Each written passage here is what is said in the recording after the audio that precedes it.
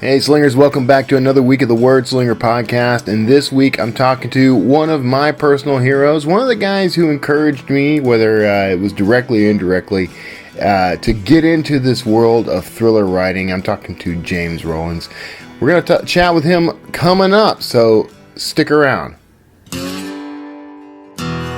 It's the Wordslinger podcast, where story matters. Build your brand, write your book, redefine who you are. It's all about the story here. What's yours? Now, here's the guy who invented pants optional, Kevin Tomlinson, the Wordslinger. Wordslinger. Well, I am Kevin Tomlinson, the Wordslinger. I am so glad you are here this week. This is going to be a great interview. This was a great interview. I've already done the interview. I'm way ahead of you guys. This is going to be good for you, though. There's a lot to this that I think is going to be handy for authors of all stripes. We talk about some fundamentals about how to succeed in this business. If you listen closely, you're going to pick this up. You don't even have to listen that closely. We kind of repeat the good stuff. So you're going to enjoy this interview. I am really grateful to James Rollins for participating in this interview, and I owe him a huge debt of thanks. He's one of the influences on my career. Introduced to me, I will admit, by Nick Thacker, who also is a big influence on my career. He actually nudged me into doing this work. So, very happy to have gotten a chance to speak with Jim. Just like Steve Barry and other authors I've interviewed on this show, he was a magnanimous, generous guest. So very happy about that. Before we get into the interview, I wanted to read to you. If you're watching on YouTube, you're seeing me look up. Glancing upward. I'm going to move this where maybe I can have more of an eye line. I've got a listener review that I want to read off to you. Today's review came in via iTunes from Joanne Carson from Canada.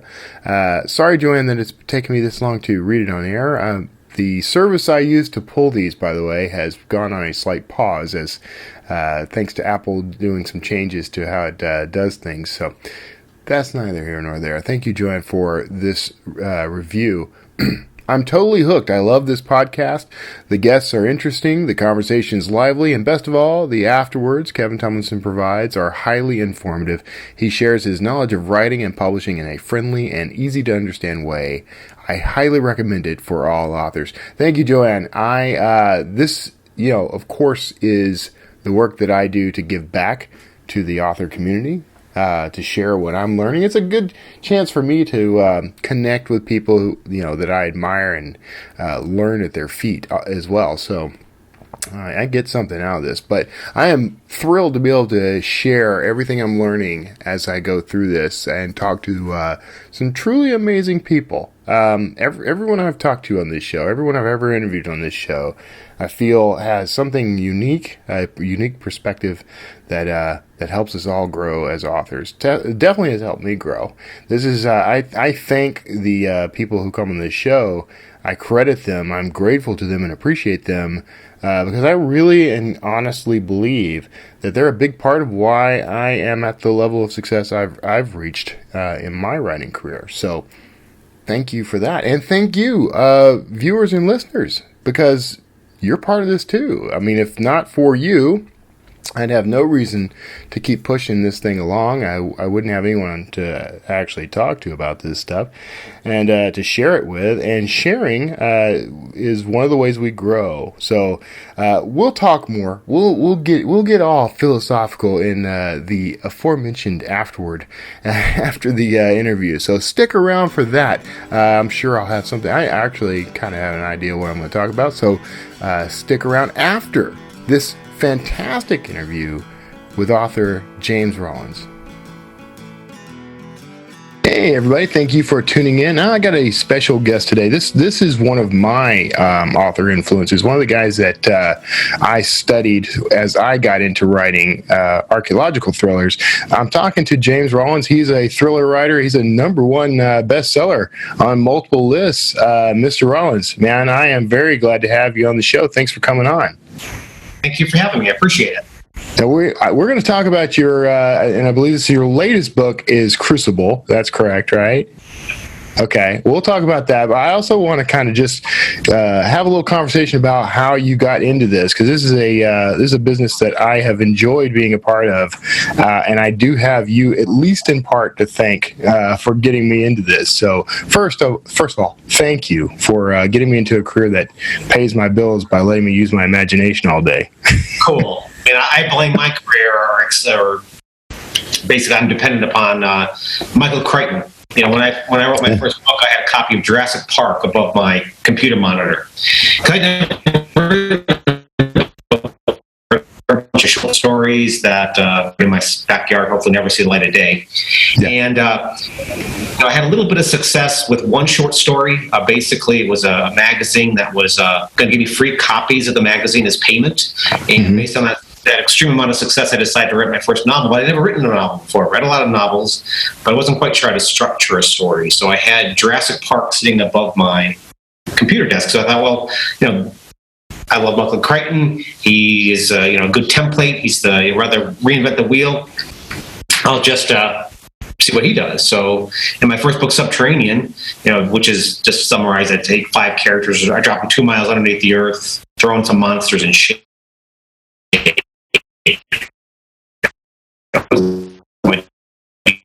Detail out and writing. When these creatures, and I thought, well, when does Michael Crichton introduce the dinosaurs? That's when I'm going to introduce my creatures. When does the villain walk onto stage in Jurassic Park? That's when the villain's going to walk onto stage. The first character die in Jurassic Park. Well, that's when I'm going to kill off one of my characters. So I basically used it as a template on how to structure and write a thriller. Yeah, that's. If anyone wants to use my book, follow that example, feel free. Yeah, I mean, as templates go, though, Jurassic Park, you can hardly beat that. That was one of my early influences as well. Unfortunately, I can't interview Michael Crichton. Maybe not in the usual sense. Maybe I can hold some sort of seance or something. Exactly.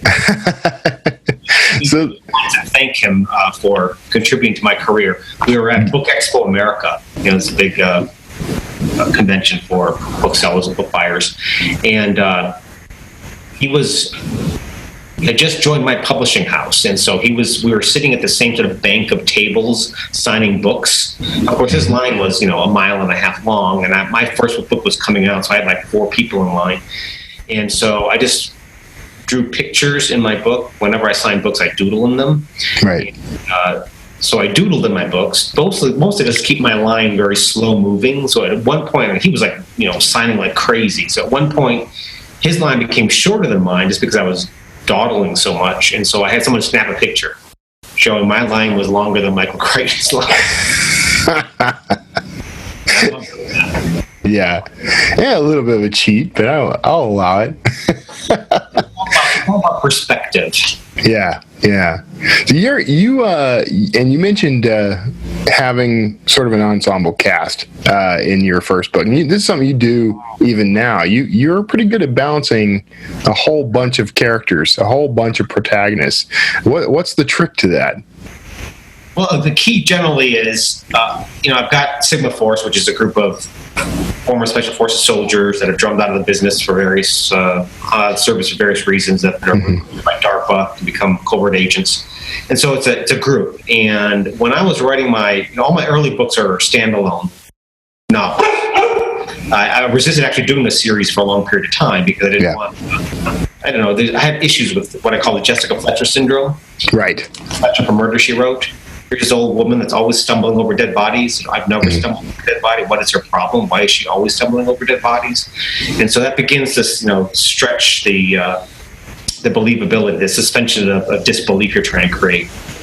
Right. Also, it's hard to maintain jeopardy in a series because if somebody puts a gun against Jessica Fletcher's head in one episode of Murder, She Wrote, that trigger's never going to be pulled because she's on next week's episode. Series, I was always, it's hard to maintain jeopardy with this series, so I resisted that until I discovered Sigma Force. I thought, well, gosh, I can base this series on a group of characters, so the jeopardy can come from many different directions, but also anybody can be killed off at any moment because Sigma Force can always recruit somebody else. So that way I can maintain jeopardy.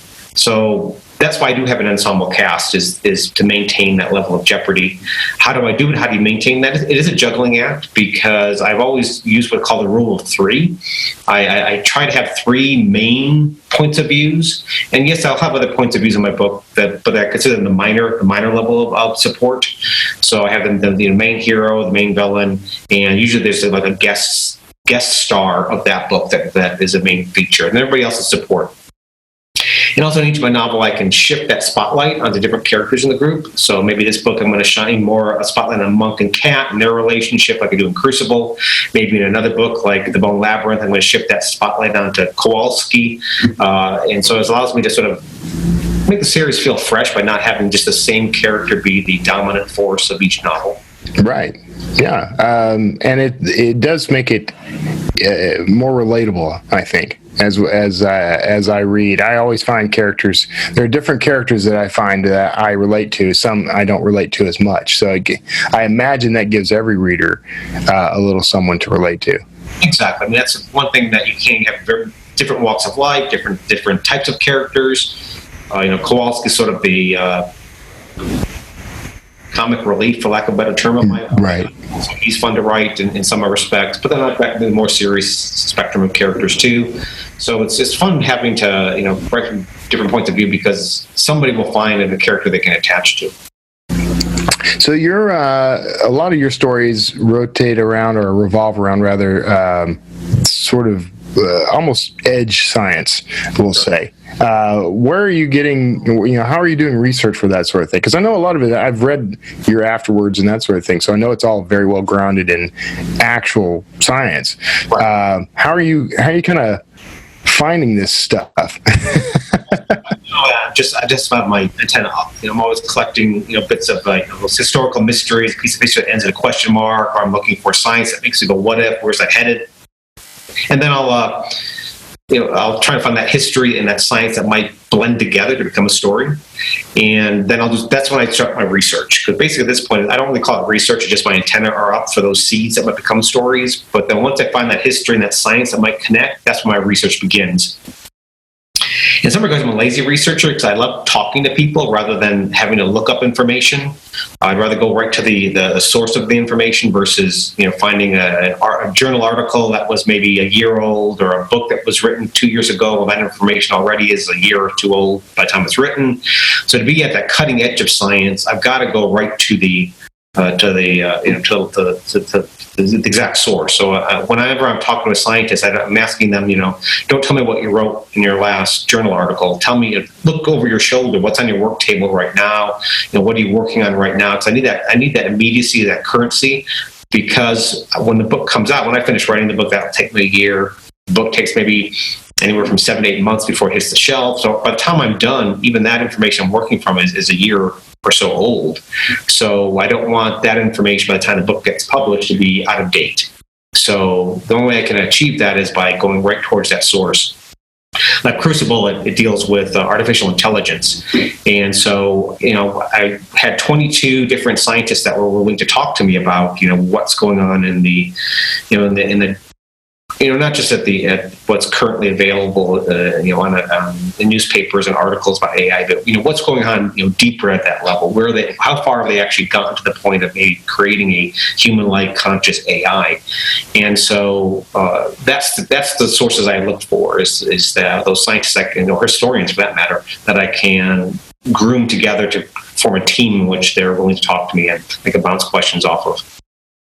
So a lot of authors look for people like that as sources, as part of their research. How did you probably have more advantages in this now? But I mean, when you first started, how did you start connecting with that group of people?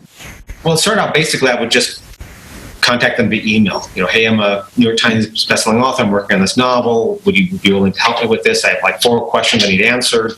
And oftentimes, one thing about scientists, they love to talk about their work.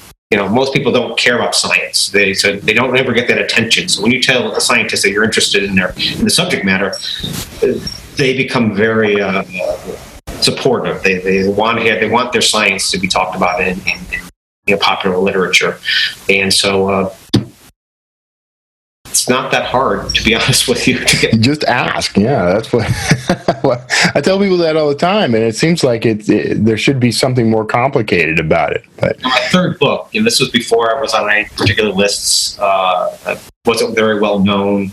And it was a book, Deep Fathom, which is my third novel. In the beginning of that novel, in the prologue, so I'm not reading anything for anybody that's listening that might want to read this novel, I crashed a space shuttle. But I knew because of the Challenger tragedy that there was a new evacuation system that was built into the shuttle. But that's all I couldn't find any more information than that. But since I was going to write a scene in that space shuttle as it's crashing and they're trying to get out of that space shuttle, I wanted to be accurate and use whatever the current evacuation system was. So I went to NASA's website, figuring somewhere there, because it was on.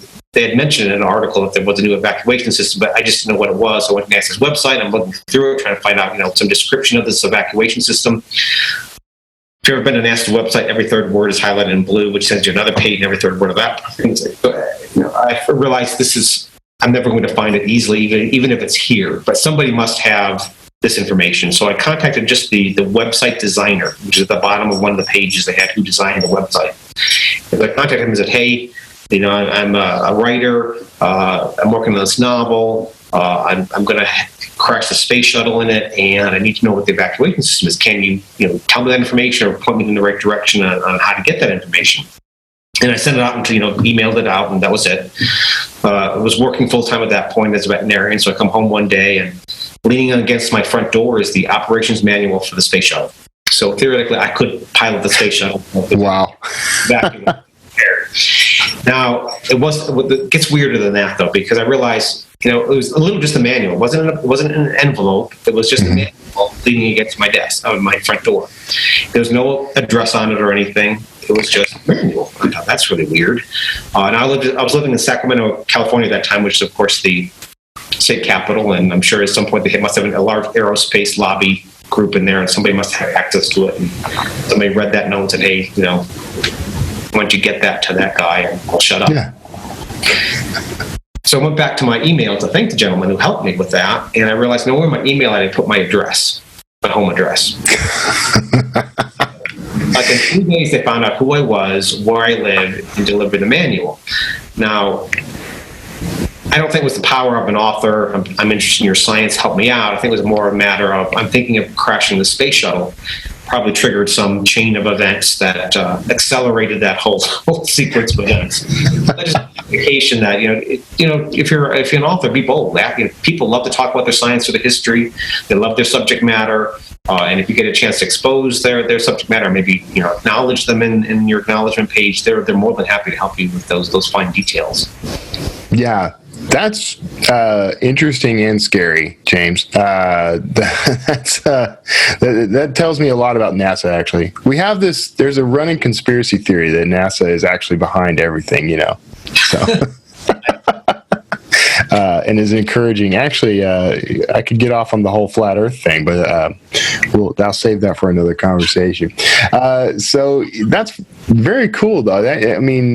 And that is something it's important to think that way. I like how you kind of got outside the box and couldn't get a hold of anybody at NASA, so you went for the web designer. That's a nice entry back door for the whole problem. I was doing just a quick other example. I map a bone, my first Signal Force novel. It's right in the beginning of the book. It's the first chapter. Greg Pierce, Commander Greg, this big action sequence set on Fort Detrick, which is AMRID's big infectious disease for the U.S. military investigation area. They deal with a lot of hot zone type of bad bugs, and there is a structure that is on the base called the 8 ball. It basically is like a big sphere on legs, and they were doing some high level research on I believe it was anthrax in that structure. It's so unique that was listed on the historical registry of famous buildings. So that would be really cool to set a set piece on this giant thing that looks very futuristic with the sphere on these giants. I think it's like 4 stories tall on these big stilts. But I didn't know where on the base it was located. So So I'm just going to call a base and ask them, what street is it on? Because I want to be accurate when I describe it, so somebody doesn't, give me a 1-star Amazon review and say, hey, that's not where that 8 ball is located at.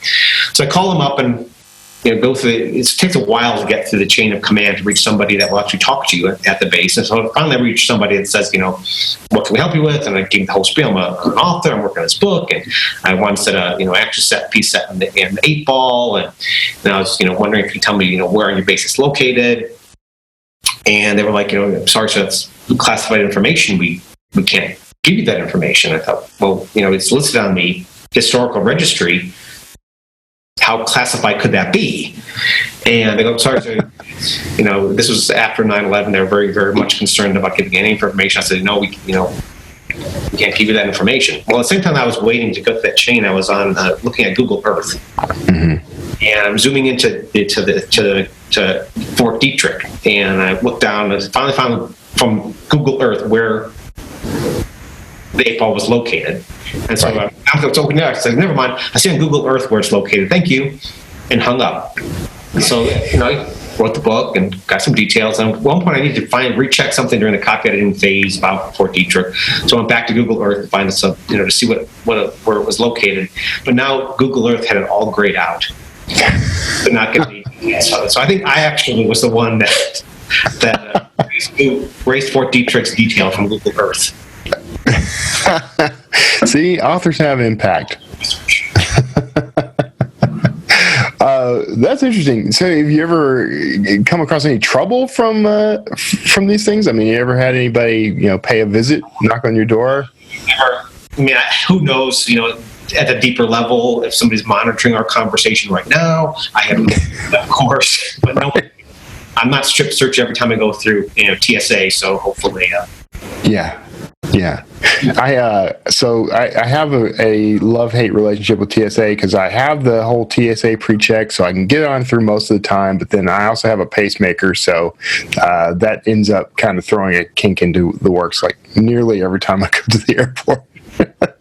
So you transitioned from being a veterinarian to doing this full time. How long have you been doing the actual writing full time without veterinarian? I sort of weaned myself off. I had my own clinic, so I sold my clinic and at least got rid of the business app that I had to wear. And then I went from full time, part time to weekends, and finally stepped away. I stepped away. I think it was in 2002. So that's 16 years ago. Yeah. Writing for about 5 or 6 years prior to that. Do you miss it? I don't miss the business side of writing, but I miss working with the animals. And I haven't given it totally up. I always resent when people say former veterinarian because I can still neuter a cat in under 30 seconds and I'm willing to prove it in a drop of a scalpel. Yeah. I work with the group that traps feral cats, wild cats. And so one Sunday a month, I spend about 8 hours spaying and neutering them. Okay. Now all I do with my veterinary degree is just remove genitalia, but it's hard. So, well, everybody's got to have a hobby. Yours is removing animal genitalia. I can respect that, and I can also be very cautious of you if we ever meet in public. So I know that ends up informing a lot of your work. How regularly do you think? I know that you include dogs in your books. I know that you include a lot of veterinary science in your books. How regularly does that play into the plot of your stories? There's always at least some element of veterinary medicine or animals or something deep. Demon Crown. I read a whole series of sequences from the point of view of a wasp species. In Bone Labyrinth, I read a whole series of point of view characters from the point of view of a Western Mountain gorilla. In my Tucker Kane books, I write this whole series of points of view from a military working dog's point of view. So I lean on the veterinary background to help enliven those scenes. But I wasn't doing it consciously at first, is that, and this is it's something all authors, warning, I should warn you outright about this if you're going to be an author. There's an old adage I had heard, a writer is naked on the page. They expose a lot more stuff about yourself than you realize you're putting out there when you're writing. And I, poo-pooed that, whatever. That's nonsense to me. until I get this email from a fan, a reader, and goes, hey Jim, I've been following your writing career for a while, or from Subterranean onward, and why, right here in this book and afterwards, is all of your characters seem to have animal sidekicks. This guy has a orphan jaguar cub. This one has a wolf rescue dog. This one has a military working dog. What's up? And I had to go back and look at that, because prior to that book, I really didn't have anybody having these animal sidekicks. There really wasn't any point of view from an animal in any of my books. And I realized that the point in which those characters began appearing in my book, these animal characters, was the point in which I began giving up my career. So that love of animals that's on this side of my brain started seeping into this side of my brain. It's a little crazier and a little wackier. So my love of medicine and animals sort of crept into my writing because I was no longer practicing on a full-time basis. When I was practicing on a full-time basis, my writing was my escape. It was someplace to go somewhere different. So I didn't want to write about veterinary medicine when I was working as a veterinarian. 8, 10, 12 hours a day. But once I sort of gave up that career, those animals started appearing in my writing. So it's sort of amazing that... Yeah, you kind of kept the connection alive a little. Yeah, that's interesting. So let's talk about the new book, Crucible. We've kind of talked a bit about it, but why don't you give me a rundown of what the actual plot is? Well, or the basics. The whole concept deals with sort of a threat that Stephen Hawking once described, that if this ever happens, it will mark the end of the history of civilization. Elon Musk said when this happens, it's going to lead to World War III. Vladimir Putin said, whoever controls this technology, this event, is going to control the world. And that event is the creation of the first human AI, self-aware, human-like AI. In nowhere in my book does Sarah Connors go back in time and Arnold Schwarzenegger go back in time and save Sarah Connors. Again, I was trying to make a novel that was a cautionary tale about where we are with AI research today and how close we are to the brink of seeing this point of singularity. And so that's why I wanted to interview all these different specialists in the field to find out exactly how close we are. So the book starts out with the murder of a U.S. ambassador to Portugal, along with a group of scientists. The attack sends a young researcher named Mara on the run with her creation, which is a rudimentary AI named Eve. And so she has become the football of the novel. Everybody wants to obtain this first human-like AI named Eve. And as teams are trying to hunt her, it's up to Sigma Force, my team of heroes, to rescue her and her evolving AI, especially because during the course of the novel, you're going to see Eve changing. She starts out as sort of a cold, calculating machine. Mara is trying to manipulate her towards consciousness, either into this godlike being or potentially a demon like no other. And so in the book also I have a history about the Spanish Inquisition and philosophical questions about what it means to have a soul. So though it's a work of fiction, I do believe it's sort of a cautionary tale about where we are right now. This cusp we are between developing the first AI. Yeah, that's a topic that's on everyone's mind right now with things like, Google's. I remember when Google did this wasn't very long ago, it was like less than a year ago, Google did their demonstration of their AI who was fooling people when making phone calls. I always figured at least I can tell it's an AI if I'm talking to them on the phone, but now I'm not so sure, and that's kind of frightening. One of my contacts was somebody that's working in the Google's DeepMind AI program, and because I was really intrigued by the fact, I don't know if you're familiar with the Chinese game of Go. Mm-hmm. Very complicated game. It's considered to be trillions upon trillions upon trillions upon trillions of times harder than chess. And they had already developed an AI program that could beat the world grandmaster at chess. Yeah. But they thought because of the complexity of the game of Go and the fact that there's so many combinations, it almost takes human intuition to be able to play the game well. And no one thought anybody would develop a AI that could beat the human grandmaster of the game of Go for at least another decade. Mm-hmm. Well, as you might have read yourself, is that AI's DeepMind program developed a version of that program called AlphaGo.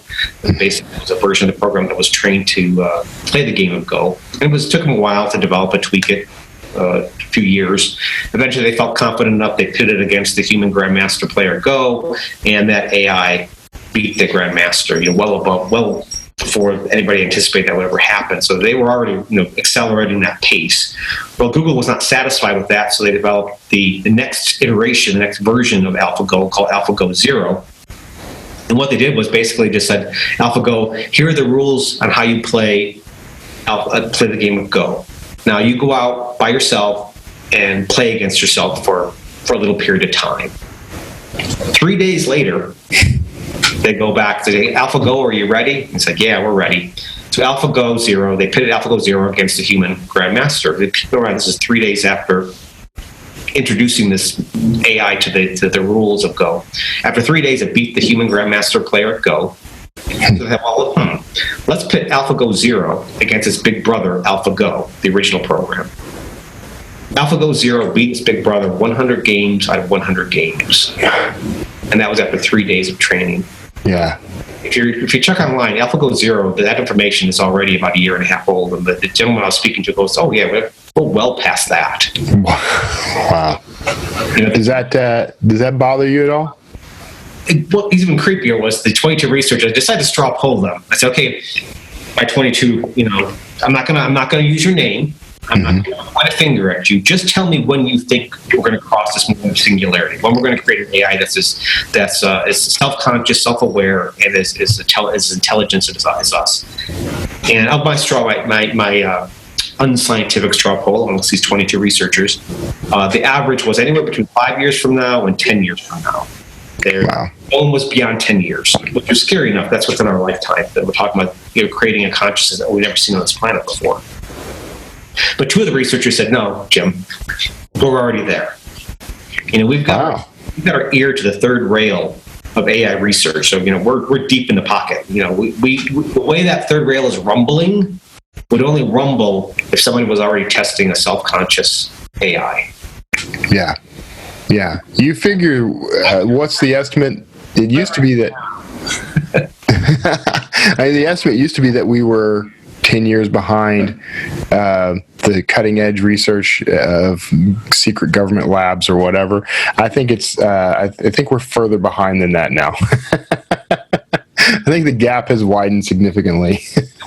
Why a lot of those two were adamant about too is that most of these AI labs, because it is such a huge golden ring that everybody's pursuing, it's that finish line everybody's rushing to try to cross. Mm-hmm. Labs are very secretive, very they don't want anybody to know what they're working on. So these labs are already pretty dark, locked up. So what we're seeing out in the real world, like Siri, like the advances going on there, like AlphaGo Zero's revelation to the world at large, and the implications of how quickly we've already reached that point and how quickly AlphaGo Zero learned this, gives you some indication of if they're willing to reveal that to the world at large, what's going behind those curtains that right now that they don't want anybody to know about because they want to create that. So that's why one of the reasons why those two were convinced that we got that threshold. That's I don't know how to feel about that. I don't know if I feel frightened by that or excited by it. I think it's a kind of somewhere in the middle.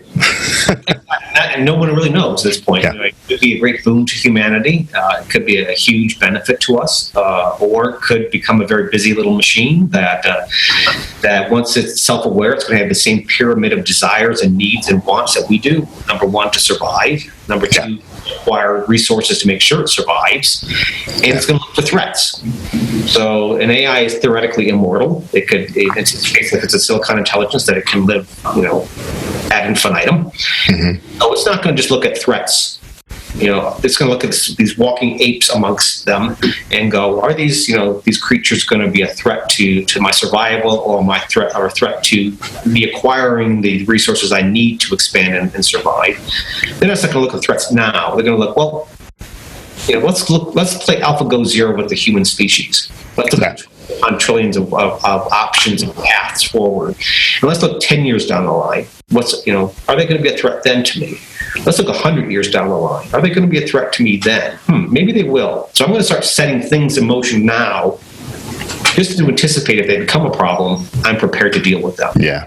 That's what I'm going to be dealing with. I hold out hope that as it gets past, hopefully it gets past the threat assessment stage, we survive that stage, and there's a sort of, awakening, a spiritual awakening, if you will, that allows everyone to coexist. That's my hope. I've talked to those 22 AI researchers and asked them, because, okay, well, what can we do to prepare for this? What can we do to try to stop this from becoming that disaster that Stephen Hawking and Elon Musk and Vladimir Putin are worried about? What can we do? They said, well, there are labs, only it's unfortunately a small fraction of the labs, because there's a harder path to create a friendly AI, an AI that's sympathetic to humanity, that could potentially be an avatar for us, that if a malignant AI does ever arise, we have somebody that's capable of fighting that AI. Yeah. So, well, how do you create that? I said, well, these are what things that people are doing, try to create a friendly AI. And so what I'm doing in this book is, we see Mara through the course of this novel, tweaking and trying to grow Eve into that friendly AI. And so the things I'm using in this novel are not things I'm just pulling out of my butt. These are things, techniques that I've learned from talking to these researchers. Because it all depends down to that nature and nurture type of question, that how much of our human nature is due to our genetic code, and how much of it is the way we're raised. And AI researchers are at that same sort of question: how much can we build into the code of these AIs to make them be friendly to us, and how much of it's going to be nature, about the way we raise these AIs from infancy towards full development, that will make them friendly towards us. So that's some of the things that I play with in this novel. Well, to all our future robot overlords, I welcome you, and I've always rooted for you. Well, that is built into my novel as a curse. There's Roku's basilisk. It's a thought experiment that basically says that, if there's an AI in the future that does develop, it's going to look at, who in the past tried to stop it from coming into being. Yeah. And it's going to possibly punish us if that ever happens. And it's just not going to look at, you can't claim ignorance. If you know that this is happening and you don't support them, not just try to stop it, if you don't support them coming into being, they're going to consider you a threat. Right. So, I wrote this book basically to curse a lot of people, because anybody that reads my novel, they can't claim ignorance. Right. It goes, hey, you read James Rollins' novel and you didn't help me come into being, or you tried to thwart me from coming into being. You're kissing up to the future robot overlords, just like I am. I'm all set. Yeah. I'm rooting for you too, man. All right, we're at time. I don't want to take up any more of your time today. It's precious, I get that. But I'm going to encourage everybody, and in the show notes of this episode, of course, I'll put links to Crucible and all kinds of goodies for people to check you out. Any final words? Where can people find out more about you online? I consider my website, which is jamesrollins.com, to be sort of the encyclopedia of everything you want to know about me. If you want to know my day in, day out, I'm very active on social media, Facebook, Twitter. Want to find out what I eat for breakfast, go there. All right. I look forward to my James Rollins breakfast every day. It's veterinarian approved. All right. Well, thanks so much, Jim, for taking the time to chat with us. And I will, for everyone else listening, right now you're probably hearing that groovy bridge music. You may dance in place at will. And if you stick around, I'm sure to have a whole lot of interesting stuff to say about the world of self-publishing and beyond. So I'll see you on the other side. Thanks again, Jim. Appreciate it. Thanks. Hear your book the way it was meant to be heard. With a fully custom soundtrack based on your material, an album of music that perfectly fits your characters, your settings. Hear your book today. SonataInscribe.com. Well, I hope you enjoyed that interview with James Rollins. I know I did. I got a ton out of it, and I hope you did too. I hope you took notes. Well, the great thing about this is a resource. This show, it's a resource for me. I get to I have access to a lot of people because of this show. I've talked to tons of influencers in the indie publishing industry. I've talked to tons of people in the traditional publishing industry. I've talked to authors. I've talked to agents. I've talked to octogenarians who want us all to be out playing every day and getting and staying fit. I've talked to a lot of people who, in a lot of ways, have positively influenced me and my career and my life. So for that, I'm outstandingly grateful. But it's the term resource that I want to home in on for the next, let's say, 20 to 30 minutes. So, what we sometimes forget as authors is the wealth of resources we actually have to do all the things we have to do to make this career happen. There are always questions about, how do I market my work? Sometimes there are questions about how do I even finish the work? How do I get started? How do I sit down every day and write a book? How do I go from 0 words to 100,000 words? And once I'm done with it, what do I do? Now, these questions they're answered in myriad ways all over the internet, for a start, in books, in YouTube videos, in podcasts like this one, YouTube channels like this one. So, really it kind of comes down to, there's a biblical passage that says, "Seek and you shall find." Seek and you shall find.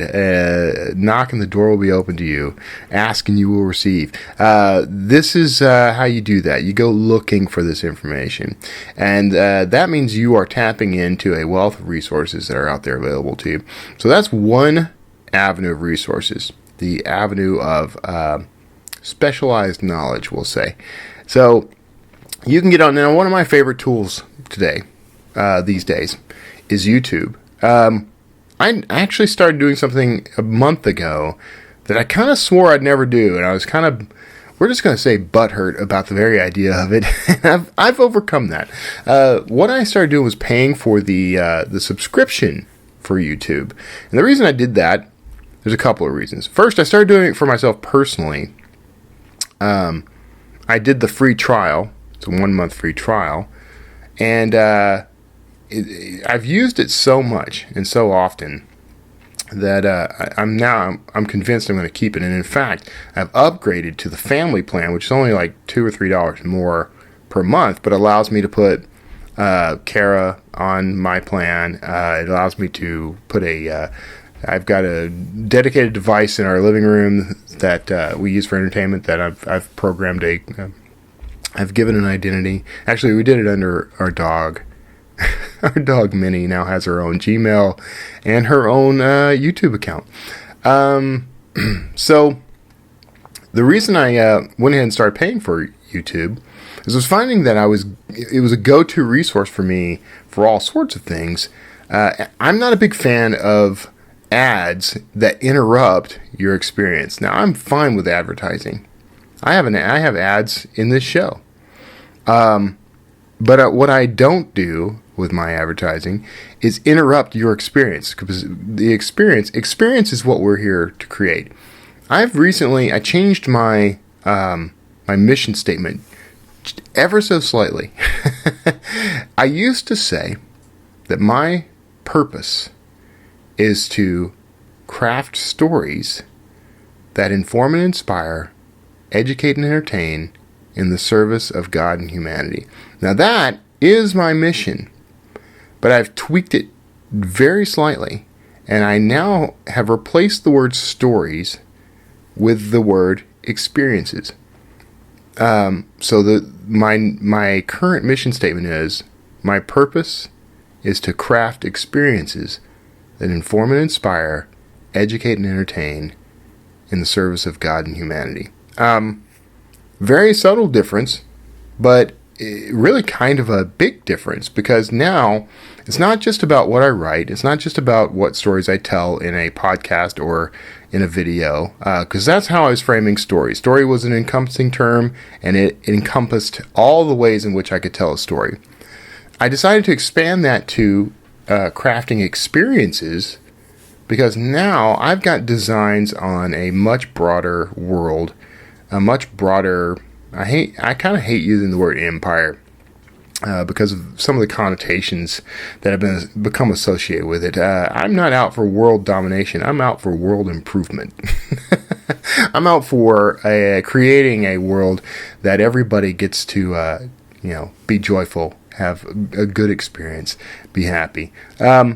So that's what that's why I've changed my mission statement just ever so slightly, so that I can expand from just the story I tell and the stories I craft to empowering other people to create and craft stories of their own. That is, in a nutshell, how I think of experience, or how I think of crafting experience. I think Disney does this in a fantastic way with Disney World. I think the whole Disney World experience is always amazing. I watched a video yesterday, which was a sort of behind the scenes, titled, it was from Business Insider, I think was the channel, and it was, what is Anthony Robbins really like? What is Tony Robbins really like? And it was sort of a slice of part of one of his days at his privately owned resort, which I believe is available for public booking, in Fiji. And just kind of following him around for a day in his Fiji resort.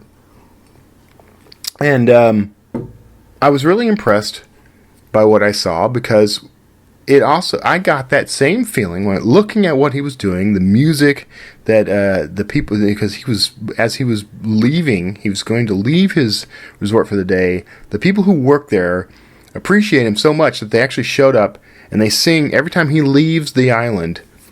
They sing this traditional song to send him off, and he knows the song, and he's clapping enthusiastically, and he's smiling, and he's you could just feel the love and passion he had for everyone there. You could feel the love and passion they had for him right back.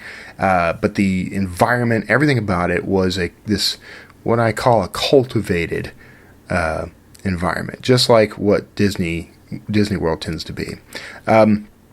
Where it's all about your experience, and it's all about making your experience as pleasant and memorable as it can possibly be. You're creating, the whole idea of Disney World, from the moment you get online to start scheduling a vacation to the moment you get back on the plane to go home, it's a crafted experience. That's what I'm after. So, I digress. The point was, I was telling you why I subscribed to YouTube, why I went ahead and paid the paid subscription, and even paid extra to have my family added to it. For one, now I can play YouTube videos with my phone's screen turned off, right? Which in and of itself wasn't a big enough draw for me for the most part, but it is convenient. It means that I can have these videos going. Well, the reason I started doing that is because I started really tuning into all these different self-help and motivational videos that are out there. Part of my morning routine is to play one of these videos while I'm getting ready. I got my AirPods in, I'm brushing my teeth. I've already done some of my reading and everything for the morning. I'm already kind of jazzed up. I've got my list of affirmations and things I'm visualizing and all this stuff that I do, right? And I get myself jazzed up and powered up, and I listen to one of the motivational videos while I'm active doing something else. And I still kind of do this, and when Kara's out of town, I crank it up, but I used to hang my phone on a hook that's in our shower and play these videos while I showered. But it keeps, Kara can hear it, and she says it's fun, but I'm self-conscious about it, so I don't do that. But the reason I did all this is because, all right, so that's one part of the resourcefulness of and usability of YouTube. There's also, it has YouTube Music, comes with a subscription. It doesn't force me to have commercials. I don't like commercials interrupting my experience. That's where we jumped off earlier. And so I've got all this going. Those are big pluses. But I found that, I'm using YouTube for practically everything in in terms of how I learn and what I learn. If I need to know something, yesterday I wanted to know how to remove room noise and hiss from a audio track I was editing in Final Cut. So I went on YouTube and I found a clip and he walked me right through it. So if I need to learn how to use a piece of software, if I want to see a review, in-depth reviews about a product I'm considering purchasing, I'm looking at camper vans. So I am looking at all the various camper vans and I'm finding side-by-side videos, I'm finding walkthroughs, I'm finding in-depth reviews. I use this to to research things that I write about, history especially. If I want to find some quick insight about some strange quirk of history, I want to get more in depth on something I read in one of my books. I want to see it. I want to experience it. If I want to get a feel for what it would be like to walk through a cathedral in Rome, if I want to get a feel for what it's like to be on a beach in Fiji or elsewhere, Hawaii or whatever. I use it for inspiration. So if I'm trying to get my head around the idea of, I want to own this camper van and I want it to be cool and I want to own a jet. I want to live in Golden Oak in the middle of Disney World. It's a very cool neighborhood, by the way. If I want to, anything I want to do, I go find videos and I immerse myself in that. We have, human beings. This is my master's of education kicking in and my study of psychology. We have different learning modalities. We generally fall into one of three categories. You could arguably say there are four, but for the most part, traditionally we say there are three. There is the visual learner, the auditory learner, and the tactile kinesthetic learner. Tactile kinesthetic, he said. A difficult word for the Wordslinger to say. That means, what we see versus what we hear versus what we touch and do. That's where the could be four comes in. Could be touch, could be activity. So this is these 3/4 learning modalities. We're each dominant in one or one of the three, and a lot of times we are a mix of a couple. I am an auditory learner, and with my sort of sub-learning is visual. So, watching videos and listening to videos is very helpful to me. Now, we are all three of these learning modalities, just to varying degrees. So if we can engage these modalities as often as possible, we will learn faster, and we'll produce the little tendrils of nerve fiber in our brains. We'll go out and we'll make connections. The more connections you have, the deeper your learning, and the more integrated it is with your the way you think and the way you live. So your thoughts dictate how you live. They dictate, the thoughts that you have are going to dictate the kind of life you have.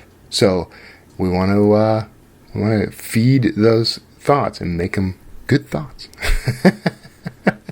Science, there's real science behind all this, and I encourage you to go out and skeptically and objectively review everything you find, because there is a lot out there that's going to be very useful to you if you put your head and heart into it. So YouTube, I've found, engages two of my major learning modalities very easily, and then of course putting into practice the things that I learned there engages tactile kinesthetic, and so I learn quicker and deeper. I get better at this. So that is an example of one of my go-to resources. Now, I have others, and you do too, but you should start thinking about what resources you have and how you can put them to work. As an author, this is invaluable, because some of the limitations that people come to me with when they're talking about a writing career, they say, I don't have time to write. I don't have money for marketing. I don't have time for marketing. I don't have connections. I don't understand ad platforms. I'm not good at math. I am, inherently lazy, or I'm a terrible speller. I can't edit my own work, but I can't afford to pay someone to edit for me. I am not a designer, so I can't design my own covers, but I can't afford to pay someone to design my own covers, to design my covers. So these are all limitations we kind of put on ourselves. And the way you overcome limitations is you start thinking about what resources you do have. So let's just all agree with me on this. We're going to stop thinking in terms of our limitations and start thinking in terms of our resources and capabilities. So every time you come up against a problem, you should stop and ask, what do I have? Who do I know? What can I do that would help me solve this problem? And then if I can't solve the problem with the resources I have, what resources do I need? And then you can ask the same question. Okay, I need $300 to have a cover designed. Which, by the way, you can get a cover for a lot less than $300. But let's just say you've decided I need $300 to get this cover designed. Now you need to apply your resources to how do I get $300? Not don't focus on.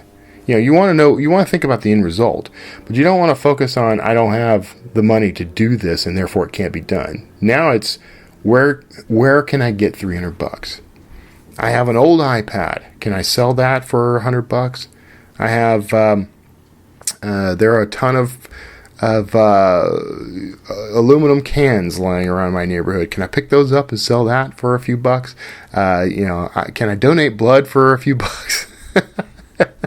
If you are determined and you are thinking about resources, if you are using what I call resource thinking, which means you are always cognizant, aware, conscious of the resources you have, then you will find a way to solve whatever problem you're facing. And this extends well beyond writing, but in terms of us as writers, as authors, we have so many more resources than we sometimes think we do.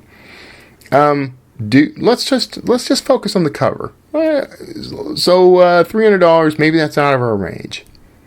There are resources out there that will allow us to have a cover for a lot less than $300. In fact, there's at least one resource that would let you build a cover for free, and that is Canva. And there are others. There are other tools like this, but Canva actually has, for ebooks at least, there's a free ebook template built into Canva, and there are free stock photos available, and there are free text treatments available. So all these things can be. Now, this is pretty basic stuff. You're not going to do anything super fancy with this, but when I first started writing thrillers, I created my cover, mocked it up in Canva first. Now, I'm good at Photoshop, good at design, but I wanted to I was feeling around, actually, just checking things out and trying to figure out, like, what style do I want to go with. And I came across a template and thought, that is actually quite nice. And I mocked my cover up in that template, and it looked great, but I wasn't entirely satisfied with it. There were some things I wanted to do with the image that I can't do in Canva. And I happen to have the resource of Photoshop and the resource of Photoshop skills. Now, let's say that I didn't. What if I built the free cover in Canva, said, I like the style, but I would prefer the image look this way, or I'd prefer some changes here or there. Now you can use a service like Fiverr, which I don't recommend going to Fiverr and just getting a cover, because sometimes they'll make covers and there are little issues like this same cover is used by their other 300 clients. And so now you've just got the exact same cover as 300 other books, right? So there's little problems like that. But if you were to take the mock-up you built in Canva, all right, and you go to Fiverr and you say, okay, I would like a cover, and if you're willing to do it for $5, $20, whatever, I will pay you the money, but I would like it to resemble this, but here are my notes about how I'd like it to be changed. And you'll find a designer willing to do that, and you're willing to do it for fairly cheap. Because these are people who are, they have taken the time to develop a skill. They're looking for little ways to earn a little extra cash doing it. They probably don't spend a ton of time. And if you come to them with a design, one, you know that design isn't going to be on 300 other books. Two, you shorten the amount of time it takes for this person to do the work so they can get you results pretty quickly. And three, you already know you have control over what the end result is going to be like. You have some influence over it. So that is just an example of how do I apply the resources that I have to get what I want. You're not always going to be able to come up with the $300, right?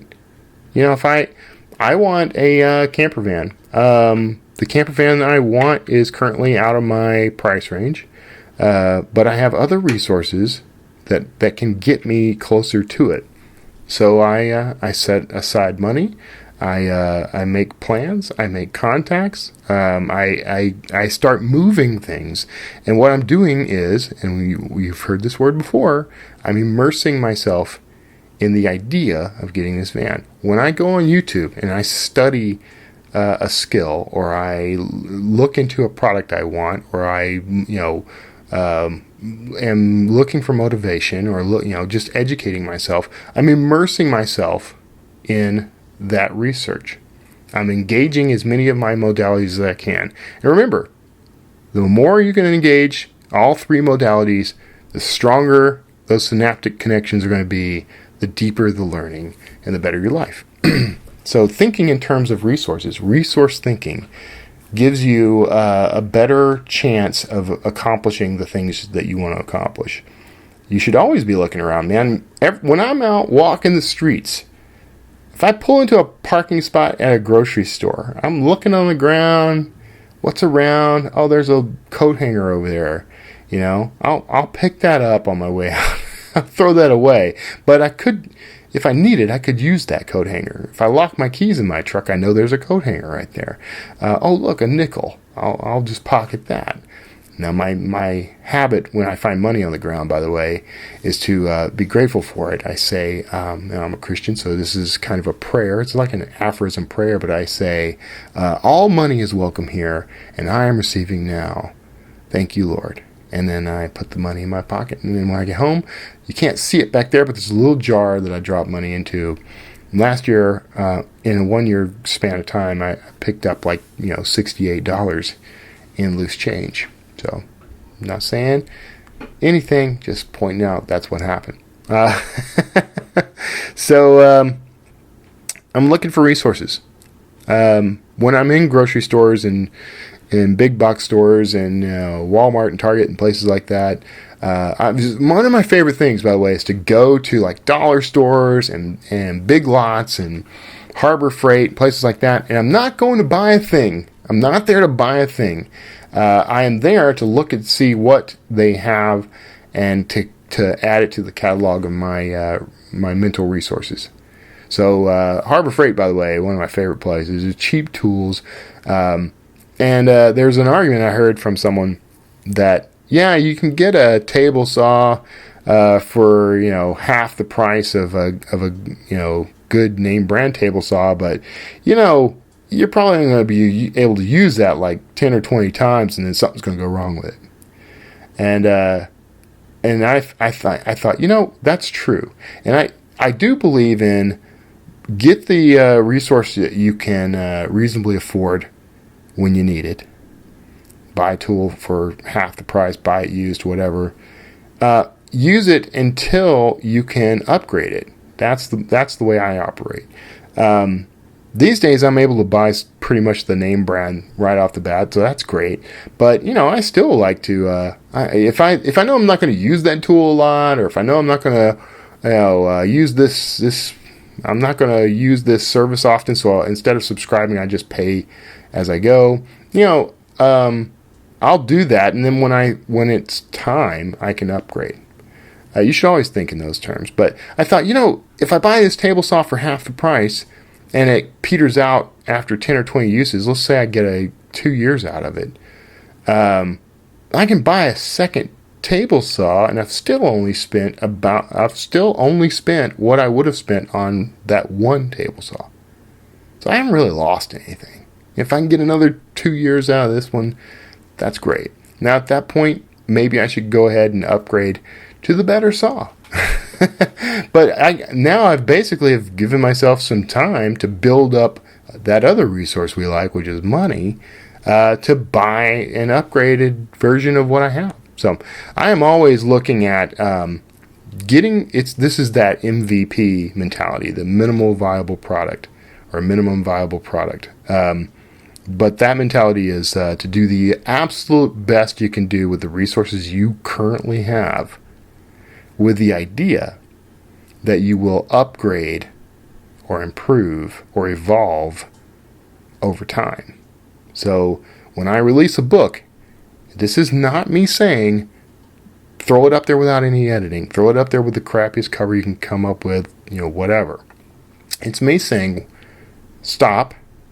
What resources do I have to get it to as good a quality, as high a quality as I can manage in the time frame that I have?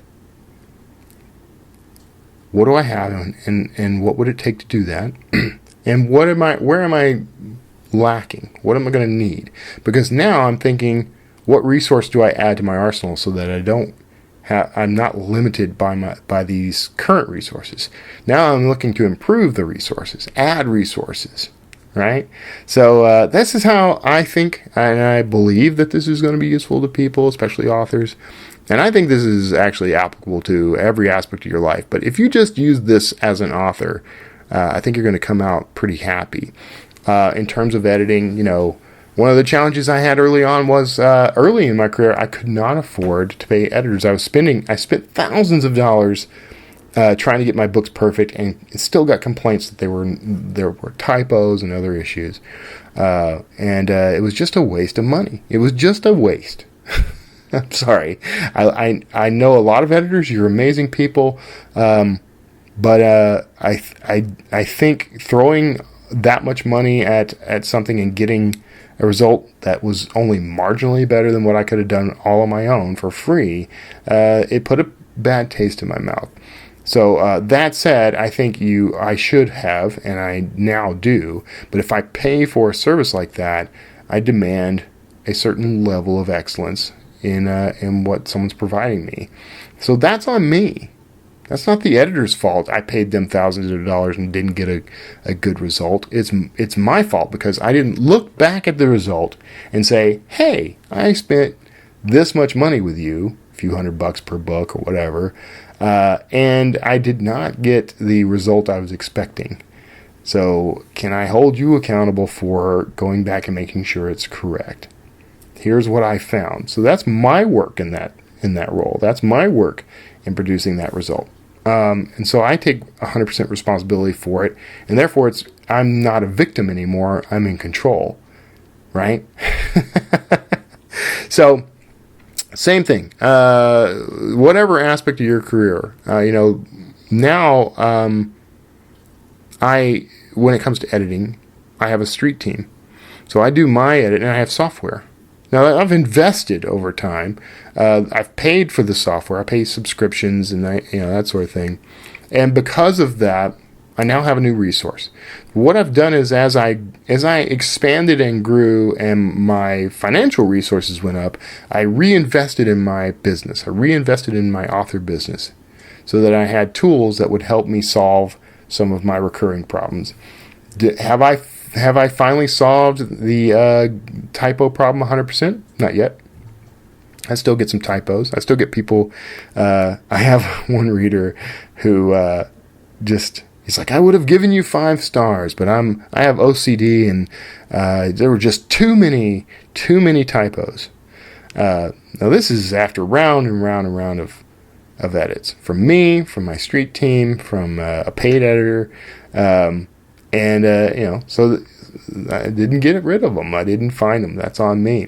But it was funny because he writes to tell me I have too many errors. And he says, T-O, many errors. You have two T-O, many errors. And my OCD won't allow me to give you a 5-star review because you have T-O, many errors. Anyway, that's irony. So, but here's the thing. There's a couple of ways for me to think of that too, because I can think of it as, this guy, roll my eyes, grumble. I could have cussed him out if I wanted, I guess, but that's not me. I could have been ungrateful. I could have been negative. I could have just deleted the email and never even responded to the guy. What I did instead was I sent him an invitation to join my street team, because he doesn't have to be good at the writing in order to help me be good at the writing. But I had to decide, I'm actually grateful because now that guy's another resource. My readers are as much a resource as my street team, as the editors I might pay, as anyone else that's part of my team. We're all in this together. They're going to help me make those books better. So that's what I mean. You should stop, pause, think, look at the things that are in your life, and ask yourself, how can I apply this to that? I have this problem. What tools do I have to solve the problem? And look past the limitations. Start asking questions. Asking questions is a beautiful way to engage resource thinking. If you're just saying to yourself, I don't have the money, I can't get a good cover, I can't get an editor, I can't market, I don't understand it, you are affirming to yourself. You're saying to yourself, this is it. We've come this far, we can go no further. These are the limits. Here's the blocks. Here's the walls. Look, subconscious. Look, self. This is what stands between us and our dream. It's impassable. And your subconscious, yourself, who you are, says, yeah, you're right. We should go back to flipping burgers. We should go back to, to working our 9 to 5. We should go back to whatever it was we were doing this, this time last month. This book thing is a sham. This book thing doesn't work out. Right? You told yourself that. Now, instead, ask yourself some questions. How can I get a cover? I need a cover. How can I get a cover? What do I have that would allow me to get to a good cover? What are other covers? What do they look like? What are covers that are in my genre? Okay, how do I get a cover like that with what I have? I have $20. How do I get that cover for $20? I have no money. How do I get that cover with no money? Ask yourself that, and then go ask Google that. Go ask YouTube that. Go ask other authors that question. You start building these questions. How can I edit my my manuscript when I have no money? How can I market myself when I don't understand Facebook ads or AMS ads? How can I, reach an audience? How can I build a mailing list when I don't have an email management system? I don't have the money to pay for ActiveCampaign or whatever. So there are so many ways to answer these questions. And if you're looking for email management, MailChimp is the go-to free tool. Just use it. And people will say all kinds of things. It's expensive once you get past the free 2,000 limit. It has limitations. Of course, everything that is free is going to come with some limitation. But if you are resourceful, if you are always thinking, how can I use this? Squeeze the most out of it. How do I make this lemon into an Arnold Palmer? What do I need? And then you go fill the needs. Go answer the questions. Go seek the answers to the questions. This is how you do it. There is no secret to succeeding as an author or anything else in your life. There is no secret. It is all wide out in the open. You just have to decide this is what you want to do, and you have to ask yourself the right questions, and then you have to go looking for the answers. Seek and you will find. So that's it. We're at 35 minutes, so we're a little over what I was aiming for. I told you I'd go for at least 20 minutes on that. But I'm really glad you tuned into this one. This of course, is a passionate one for me, so I hope that came through. I'm sure that came through. I'm feeling all pumped up and jazzed right now. I've done some stuff recently. I can't wait to let you know. Here's a sneak peek. I created I don't particularly like book trailers as a tool for trying to drum up readers. I don't think that most book trailers are worthwhile. And in fact, I don't think any book trailers are necessarily worthwhile for getting new readers. But what I decided to do was I've had in mind an idea to build a trailer for my books. I decided to just jump at it. And really what it was about was I had all these resources. This is where this came from, I think. I had all these resources. I had access to a large stock video and photo library. I have access to all this software. Nick Thacker, his Sonata and Scribe, which you heard the commercial between the interview and this segment. Sonata and Scribe, he will create an original score for your book or any other project. Go to sonataandscribe.com, sonata and scribe.com. There is a link in the show notes. So no excuses, go find it. Very reasonable prices for this stuff. But I had these tracks. I had like 4 or 5 tracks of original music, and I had all this stock footage. I'm a writer, so I wrote a script. I used to be in film and TV, so I know how to do a side-by-side 2-column AV script. I did that based on the footage I found, based on the idea of the book, Quello Medallion. I did one for Quello Medallion. So I've got a voice and I've got a audio gear, so I recorded a VO. I've got apps that do little bit effects and things. There was some footage I needed that didn't exist anywhere that I could find, so I created it using the tools that I have, the resources I have. Throughout that entire process, I asked, what would it take to do this? What do I need to do that? How do I accomplish that result? You know, how do I remove the hiss from this audio track in Final Cut? Because I didn't do it in GarageBand where I recorded it. How do I remove that room hiss? And I answered those questions. I went and looked and I found the answers. And now I got this really cool trailer, which I will debut soon. You'll just keep an eye out. It'll probably go out in the next couple of days. It's not meant to necessarily sell the books. It's really kind of meant as, it's almost an homage to the people who've already read the books or to the person who's on the fence about trying out a book. And I'm going to experiment with it. It doesn't hurt me at all or cost me anything to build it. So if it's effective, that's amazing. If it doesn't do anything to nudge the needle, that's fine too.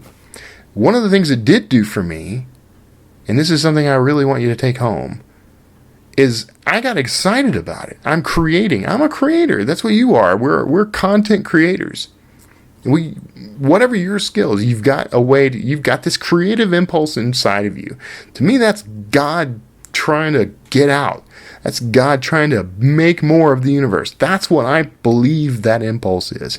So, however you like to frame it, God bless you. I hope you have something that makes you feel explosively powerful. That's what this did for me. That's what doing this trailer did for me. It doesn't matter whether anybody else likes it. It doesn't matter whether it brings me a single reader.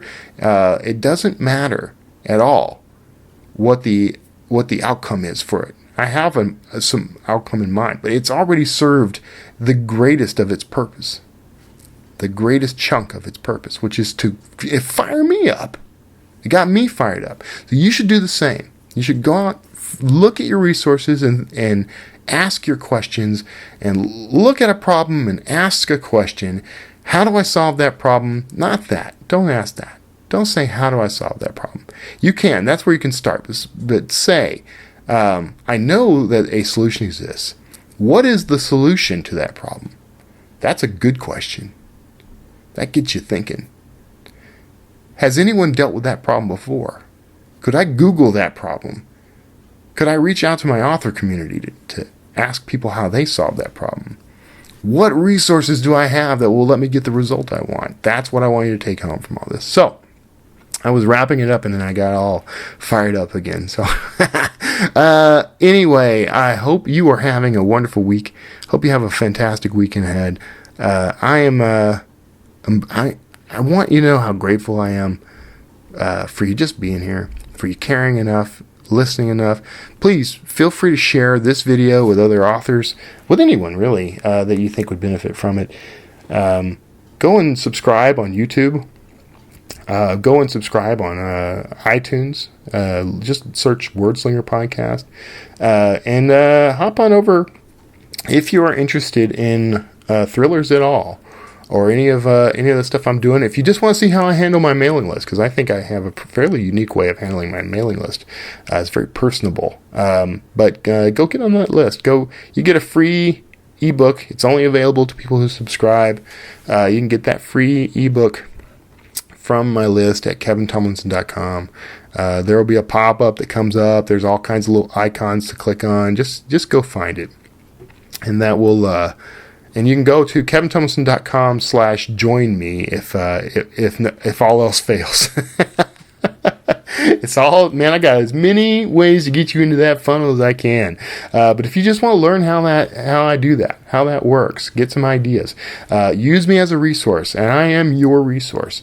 And I do want you to take that away as well. I am your resource. I do this work because I love it, because I'm passionate about it, because I'm passionate about you and this community and this career. And you can ask me anything, anytime. And the way to reach me is at kevintomlinson.com or wordslingerpodcast.com. They both go to the same place because I'm just that lazy. So God bless each and every one of you. I hope you have a fantastic weekend ahead. I really do love you, and I will see you all next time. Hey, thanks for tuning in to the Wordslinger Podcast. Now, you can support this show by visiting wordslingerpodcast.com. That's where you're going to find back episodes, books by me, and links to anything and everything Wordslinger. And be sure to subscribe to this show on iTunes, Stitcher, YouTube, and anywhere else fine podcasts are sold. I'm Kevin Tomlinson. Thanks for tuning in. We'll check you next time. Wordslinger.